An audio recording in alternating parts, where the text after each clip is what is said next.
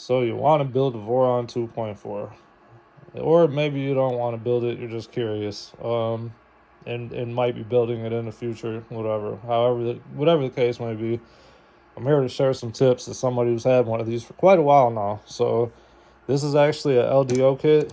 This is the revision C, and I got this from Matter Hackers, which we'll get into that in a second, but I've made another video before this. I don't want to sit here and turn this into that. That one ended up being 30 minutes long, so I just deleted it, decided to start from scratch. But yeah, a little bit before I get into that, this is what I started with. This this was actually a first generation Ender 3 that I bought from one of my friends who bought it for her son, and she couldn't even figure out how to put it together. So this thing started out as, just like every other Ender 3. It was kind of a piece of shit. And over time, I upgraded it. I hacked the motherboard. Uh, I installed a Raspberry Pi before, it was a popular thing to do, and ported this whole entire setup over to Clipper when Clipper first came out. This is like 8 years ago, whatever. Well, I don't know if it first came out, but Octoprint was still popular. Clipper was just kind of getting its wheels in on the pavement, and yeah, I ran this thing on Clipper almost exclusively. Got the BL Touch in here, you know what I'm saying? Had to change this out because, like everybody else, with the plastic one, mine cracked, so that one went to metal, and I was having problems with first layer issues, so swapped it for the glass bed and the upgraded springs down there, and I tried the silicone ones, and those were pieces of shit, and it ended up being that I needed the extra fucking lead screw for the dual Z motor setup, quote unquote. But that ended up solving a lot of problems because if you do have an Ender 3, I don't even know how they're making these nowadays because I haven't bothered with it for, obviously I don't need to. But what was happening was this, fuck, I can't even remember what these are called, man. The little Z idler thingamabob, whatever the fuck that thing is it would sag just slightly, so this side would always be off just a little bit. And it wasn't until I installed that dual Z setup that all situated itself. So yeah, this thing literally is like a dust collector at this point. I'm not even sure if I'm ever even going to use this again. I got a bunch of shit like laser cutters and stuff. I was thinking about actually taking this apart and just using all the motors and the extrusions and whatnot for to build like a super big dog rotary for my laser cutter. You know what I mean? Because honestly, I haven't used this thing in here. You can see it. Like there's just dust all over it. I haven't used that thing in a long time. So back to this. I just kind of want to show you where I came from though. I was using that Ender 3 for like 5 years before I even thought about building this. But yeah, I got pretty confident in my building abilities and understanding how 3D printing works, and what makes good printers and what also is needed to pump out good prints. Because like every other Ender 3 owner, you go through the ringer and you learn a lot doing it. So highly recommend the Ender 3 if you want to learn how to build 3D printers. For sure, it's a great starter for it's a great starter printer that's going to give you a lot of trouble, but that trouble is going to bring you to this point. You're going to get to the point where you actually know why you would want something like this, and what it would be good for, and why it's worth the money. If there's a lot of rich kids out here, rich people that they just go right out and buy a bamboo or whatever because they read about what's the best one on the internet, and you kind of rob yourself of that experience. You know what I'm saying? So I don't know. That's that. But anyway, back to this Voron, because that's what you're watching this for, I'm assuming, being that that's what this video is about. So yeah, my first piece of advice to you is going to be about these doors. So these doors that these come with fucking suck. And I'll just get right to the point. There's something called the refrigerator door mod. Clicky clacky door is what it's called. If you go search it on Alibaba, they got kits for it and whatnot. Skip this whole stock door configuration and just go right to the refrigerator door. These things are terrible. And just like the foam pieces, they give you this double-sided tape. And this is 3M tape that they swear is great. And this is what ends up happening is nothing sticks to this fucking acrylic. And what you end up getting is shit like this. And this is a constant battle with these things. I mean, literally, this is probably my fourth set of tape that's been on here. I've had to actually peel the tape off and redo it about 4 different times, and it just, no matter what, it always happens. So yeah, these things don't hold that tape for shit, and it pretty much ends up with you having to fuck with this thing just constantly, and it's stupid. It's some bullshit. I don't even know why they still offer it like this when that refrigerator door mod is out. Just skip this whole thing just immediately. As soon as you order this thing, go right to Alibaba or AliExpress or whatever, go search for clicky clacky door mod, and just go ahead and get that door to save yourself the bullshit. And that's going to bring me to my next point. They give you this foam tape to put on the plexi or on the acrylic, and that's supposed to be what seals your panels. And the reason I'm showing you this shit up top in particular is because I haven't even taken this top panel off. This is what it's done on its own. So I notice every time this thing heats up or whatever, over time what's going to happen is the shit's just going to start sliding on its own from expanding and contracting. And you start ending up with shit like this. And on this side, like literally it's so bad it's came out of here. So I actually have more foam tape on the way. I'm tired of it, and I'm about to just redo it. Second piece of advice when it comes to this foam tape, don't put it on these panels. Leave these panels as they are. What you're going to want to do is you're going to want to take some alcohol, and you're going to want to clean these extrusions real good. And you're going to want to just stick that foam tape right to these extrusions, because it won't do this if it's on the extrusions. The only reason it's doing this is because it's on this fucking acrylic, and nothing sticks to this acrylic. So the reason I'm saying this right now, I have no idea why the fuck they recommend that you put this foam tape on the acrylic. That's a big old crock of shit, and it's stupid. So, like, just spare yourself the bullshit. Put it on the extrusion itself. You no longer have these problems. The foam tape won't move. You'll have a perfectly sealed panel, and that'll be the end of it. So that's that piece of advice. The third thing, while I'm still on the outside, the stock panel clips are fucking complete trash. They work, and they do hold the panel up, but the problem is you're building this printer, and being that you're building this printer, there's always going to be some shit that you got to fucking tweak. Not always, but there's going to be a lot of shit, especially at first, that you're going to have to tweak and whatnot. And these panels get in the way. You can't really get behind this shit or do anything, you know what I'm saying, with these panels as is, right? And if you got the stock clips in, the stock clips screw in. Everything's screwed in. So these right here, I can't remember exactly what these are called, but these are pretty much 100% made out of filament. And what these do is they snap into place like that, so they're like a quick release. So if I want to take this panel off right now, all I got to do is just go through and undo all these, and the panel comes right out. And then when I fucking am done, I push the panel back into place, snap all these back into place, panels held in, everybody's happy. So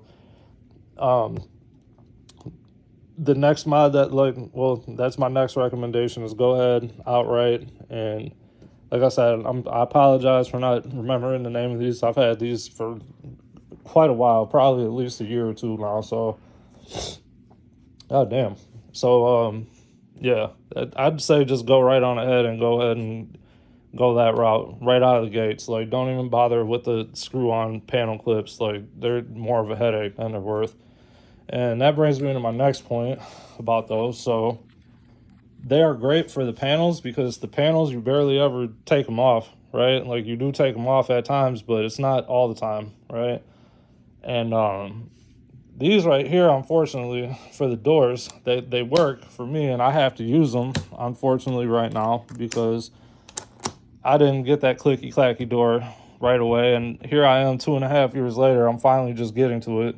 But I got the kit on the way right now. But where I'm going with this is, because this happens, you need something to hold your doors in place, because the magnets only hold this part. They're not going to hold this part when this tape starts coming undone. So I ended up using these to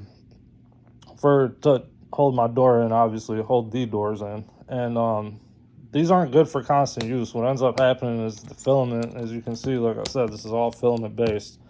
And the reason that that's sticking out so far is because I've learned over time that sticking out far with these is a good thing, because you're going to have to replace this filament and this filament right here constantly. Because what's going to happen is after a couple, I don't know, probably about every few months of doing this shit, you know what I'm saying, of opening and closing these, that filament breaks. And it's a constant game of replacing the filament. And with that clicky clacky door, that's not going to even be a thing no more. Like, all this shit's going to be a thing of the past, you know what I'm saying? So, like I said, while these are great for holding in panels, for doors, it's just another problem, even though it works. And I'd still recommend that you do this if you're using this door configuration, but being that you're watching this video before you built it, hopefully, you're going to add that clicky clacky door instead, and you're going to not even have to deal with this bullshit. So let's get on to the inside of the printer now for my next recommendation. So yeah, my next recommendation, this is one of the things that you're gonna do as soon as you get this. Pretty much everybody does. These are called 5015 fans. You're gonna want to pick up quite a few extra of these, and the reason for it is, as you can see, these are mounted on the underside of my bed right now for a reason, and the reason is because this is actually called the bed fan mod, and the reason for it is, what it does is it blows a breeze up under the bed while it's heating up on both sides, and that breeze is going to circulate through your chamber, and that's how you're going to get your chamber heat. That is literally the key to the heated chamber, and this is how they recommend that you do it. Like, you know, all the Voron engineers and whatnot recommend that you use the bed fan mod for your heated chamber instead of like a PTC heater, like a lot of people want to do. But I get it, it's a fire hazard, and you can fry electronics, you know, from getting the chamber too hot and whatnot, and like, this is a safer way. I understand why they say to do this. So between these type of mods right here and the fact that every time you pull this stealth burner apart, because these are cheap ass fans, and they're, the soldered joints on there are cheap for the wires and whatnot, and in my experience, you know, it doesn't happen all the time, but whenever you have to pull this whole entire stealth burner apart, which you're gonna have to quite a few times if you're anything like me and you keep modifying things over and over, eventually one of those wires is gonna snap, and you know, you could solder it back in, you know what I mean? I've done that too, but a lot of times it's just easier just to replace the whole fan. So I don't know, I'm probably on my third or fourth 5015 fan inside of here. Like, there's a fan inside of there, I don't know if you can see it, probably not, but yeah, definitely have quite a few of these laying around extra. Like, that's my next piece of advice to you. And on to the next piece of advice. As far as the stealth burner itself goes, the stock OEM build recommends that they give you this tool head board. I'm not sure, I think the new one's USB, so you might not have to worry about this if you were to get the revision D, but I'm sure there's still some old ones circulating. So if somebody was buying this kit and didn't know no better, and maybe they caught a deal on it or something, maybe it's the old tool headboard. And how the old tool headboard works is there's a clusterfuck of wires, like a big old bird's nest of them, and they want you to run it through this drag chain that goes along the x-axis and one that goes along the y. And if you don't know what a drag chain is, that's what a drag chain is back there. The Z one is necessary. That's the Z. You definitely want to keep that one. But these ones right here, that all these wires are going to flow through, because they normally have to flow through the Z, and then they have to go through the Y, and then through the X, and then finally to your tool head. The wires inside of there, on top of the fact that there's a million of them, at least for the old tool head board. I forgot the Heart K board. There you go. The Heart K board is, there's like 14 or 15 wires or something like that, and they all run through these drag chains. And what ends up happening is, as this tool head moves around, the drag chains flex and contract, and when that happens, it pulls on the wires. The wires get really tight, and eventually one of them wires is going to snap. It's like inevitable. You can go on a bunch of Voron forums or talk to people or whatever, and they'll all tell you the same thing. Like, that fucking Heart K board and them drag chains is some bullshit. And not only that, but it slows down your accelerations big time. So my next recommendation is just go right on ahead, especially if you're going to run the stealth burner. You are going to want to go ahead and just get a CAN bus set up outright. To install it, there's a guide called Esoterical's CAN bus guide. You can Google that, and Esoterical will guide you through it. like pretty much from start to finish. Highly recommend that. If you're running a stealth burner stock, which is what this tool head configuration is, like you'll see on Vorons, like you've got the A4T and the XOL and all these other variations of it, but a lot of people just run these stock stealth burners. If you're going to run a stock stealth burner, my recommendation for a CAN board is the SB 2209 2240, and the reason why is because there's a breakout board that goes behind here that plugs right up to here, and it avoids shit like this, which is this bird's nest of wires that's on this EB 42 that I'm running. So it keeps it really, really clean. It's stealth burner specific.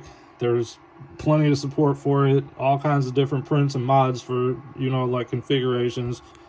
Fantastic board. It worked like a charm for me. There's a lot of people who swore that it was pieces of shit when I first bought it or whatever, especially the 2240. Not my experience at all. That thing worked like a champ the entire time I had it, and I highly recommend that board if you're going to run a stock stealth burner. So now that we're on stealth burner, though, that brings me to the next subject.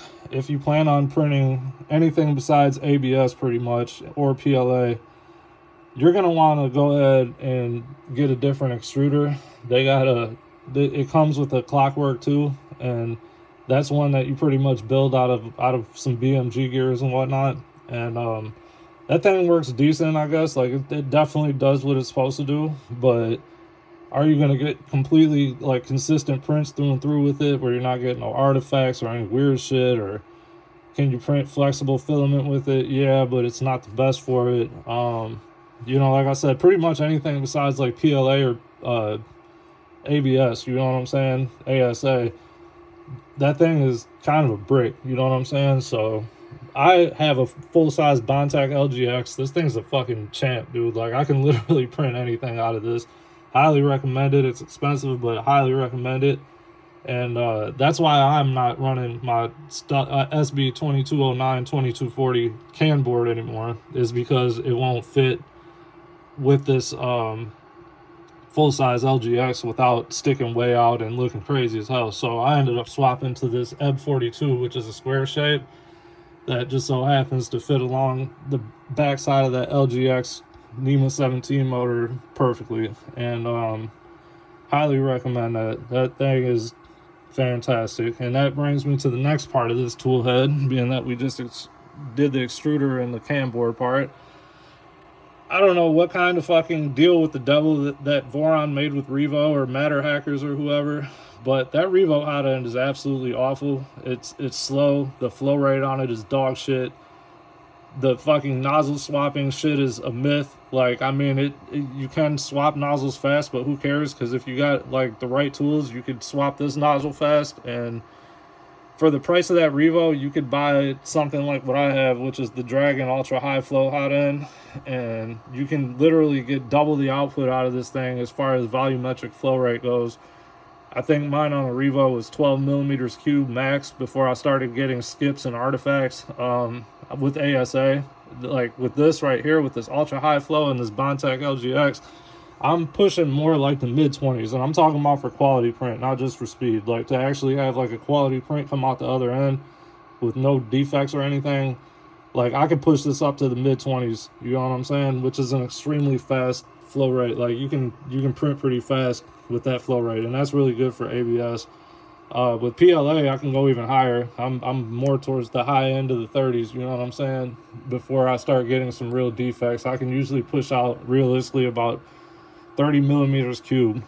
And I print normally with PLA at about 27, because that's like where I get, in my opinion, it's a safe zone, because you can go read about volumetric flow rate on something like ellis3dp.com or whatever. I think that's his website, but the Ellis tuning guide, and it'll explain to you like how fall off works and yada yada. So, you know, with my fall off included, or factored in rather, I tend to keep it at about 27 millimeters cubed when I'm printing PLA, and I usually print at about 20 millimeters cubed when I'm printing ASA. And like I said, those are some really good speeds. I'm happy with them. Definitely recommend you skipping that Revo completely. and just going on and getting like a Volcano or a Dragon UHF, or, you know what I'm saying, Goliath, or whatever your ultra high flow hot end of choice is, go ahead and just do that. That's it's 10,000 times better. So let me see. Oh, hold on. So I can actually move this around right now. I'm not supposed to do this, but just do it slow. You don't want to be doing this. So that brings you to the next part, which is these plastic parts. So a lot of people sit here and fucking, I don't know what, like I said, they're like Voron purists, man, and I ain't mad at them, but I am at the same time, because they give a lot of shit ass advice. Two things back here. Number one, a lot of people are going to recommend that you get the Voron tap or the CNC tap or whatever. That tap's a fucking piece of shit. It takes forever to probe the bed. The CNC one arguably is better than the plastic one by a mile. My plastic one sucked. I literally went through 3 of them before I finally gave up on that piece of shit and just went with something that actually works, which is this beacon probe. So that's my next recommendation. Fuck that tap.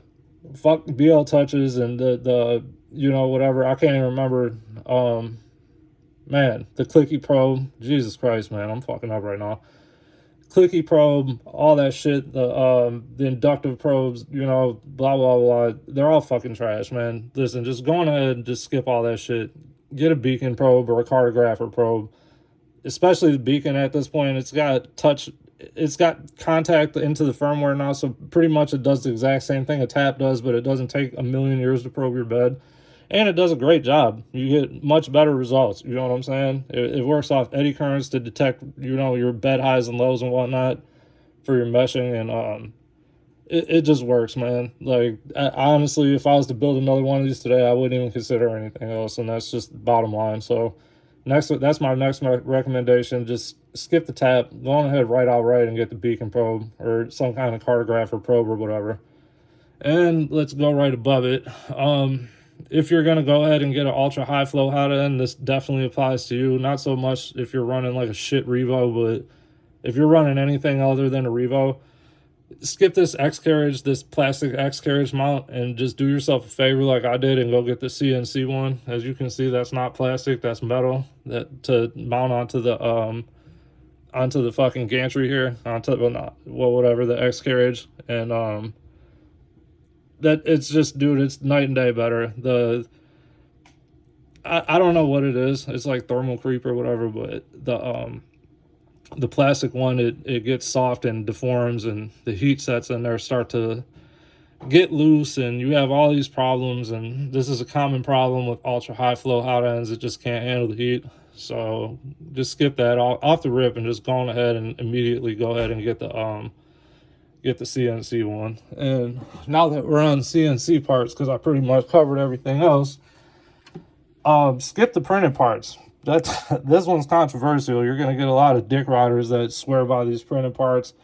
I'm sure they do work good for some people, you know, but for me personally, they've been nothing but a problem. And it's like, you know, they do work, and I'm not going to sit here and say they don't, because my thing was, when I first ordered this, as you can see, I had that Ender over there. The Ender can't print ABS.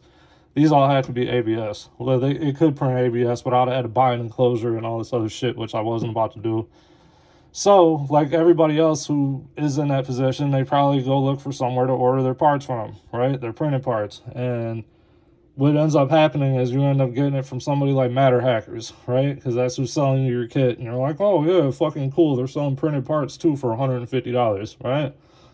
Yeah, big mistake. So these are actually mostly all Matter Hackers printed parts. And so far, I've had to replace, I think, 2 or 3 of these Z idlers, because what ends up happening is, because they're always under tension, as you can see, there's 4 belts here. If you don't know how this works, that's all attached to their own motor. And that's how you get independent controls on these axes for the Z axis, you know what I'm saying? And that's why you get such a perfect print, or such perfect prints with these Vorons, is because each corner of the Z axis is independently controlled. So it's absolutely perfect by the time it starts laying down plastic, right? Great. Thing is, these all have to be the exact same tension, right? And it's not as easy as just replacing shit when you have to replace it. Like, literally, you have to go through and retune everything. Like, you replace one of these, it's like everything has to get retuned because they all have to be exactly the same, right?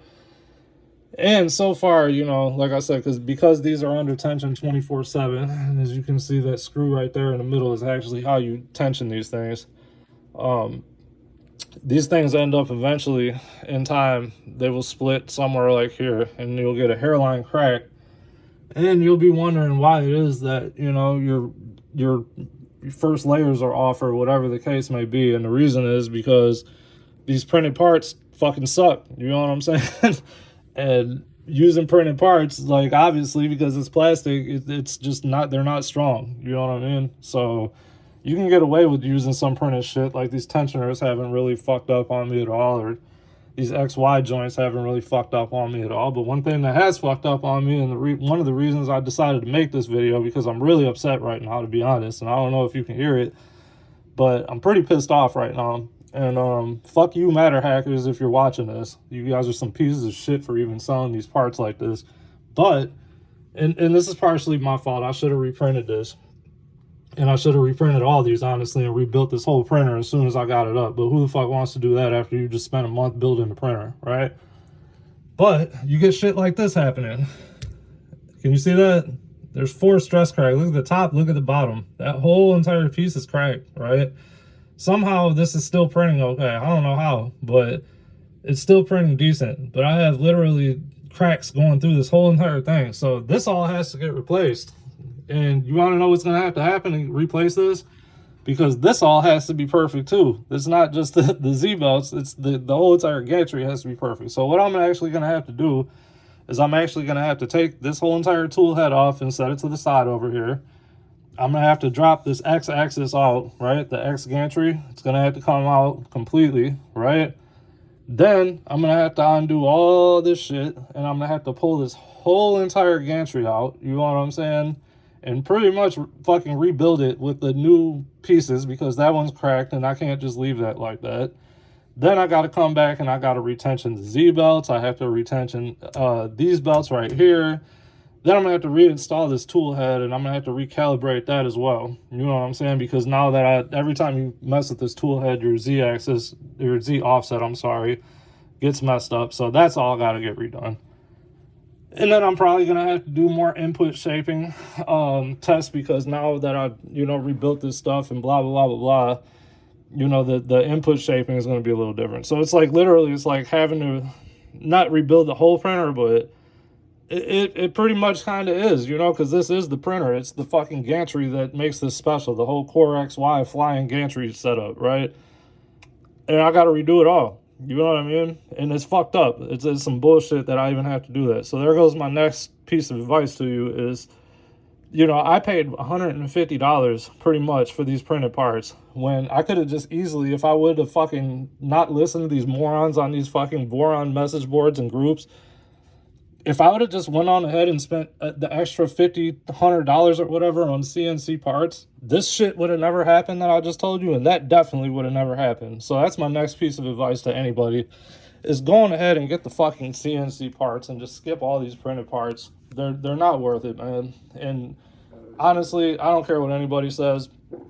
You don't really get too much of a speed boost anyway from fucking having plastic parts. You get a little bit lighter of a gantry and whatnot, but man, who the fuck cares? Like, seriously, like, if you're building one of these, it's probably more so you can get quality, consistent prints anyway, more than it is speed. And sure, I'm sure the aluminum does make it a little bit heavier over the plastic, and maybe there is a little concern for thermal expansion, but, like, dude, I would rather have that than fucking have to deal with this bullshit, because now I got to rebuild my whole printer pretty much. So, yeah, all right, so that's that. And then, the other thing too, oh, one more thing. If you notice, that little thing back there is empty. There's normally a toothbrush head in there, and that's like a pre-nozzle scrub before you go printing, so you can knock off any loose shit that may be hanging off the end of your nozzle. That's a good little feature to have, but if you're anything like me running this beacon probe or a cartographer probe, those brass bristles will fucking short out your probe pretty much, so make sure you get silicone. And yeah, that's pretty much it for now. I think I covered everything I wanted to talk about. So we're 30 minutes into this, and hopefully this helped you before you go spend thousands of dollars on this printer and end up having a lot of these problems that could have been completely avoided if people would just be honest about this shit. But unfortunately, you know, I ain't gonna call them cult followers, but they're cult followers. Yeah, look at this. Look at that door. Look at this shit.